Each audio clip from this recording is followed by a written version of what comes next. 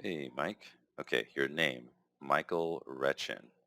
Or is it Michael Rechen? So, yeah, let me know on that point. And I figured while I'm in here, I might as well show you what I was doing. So with Unreal, they have these sort of sound channels you can set up. Um, so I've got this master channel, voice, FX, and then for music, I split out what you've got here. Thank you very much for this, by the way. This is fantastic.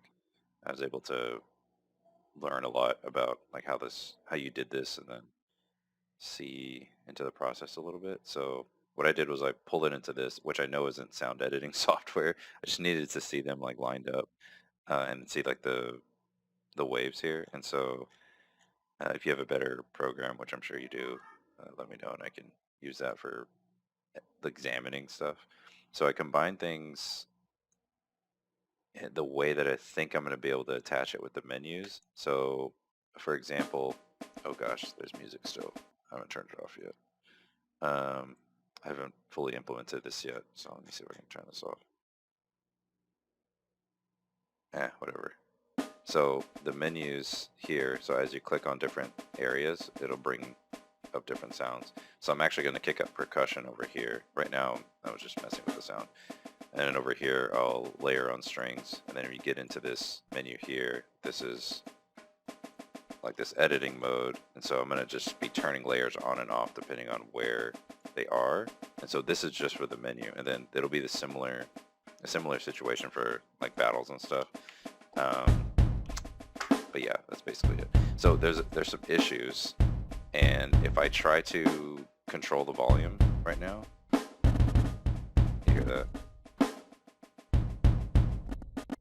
So I can't really mess with that programmatically without doing all this other wackiness. So I have to create these sound layers here. And so that's what I'm working on now is getting that divided up.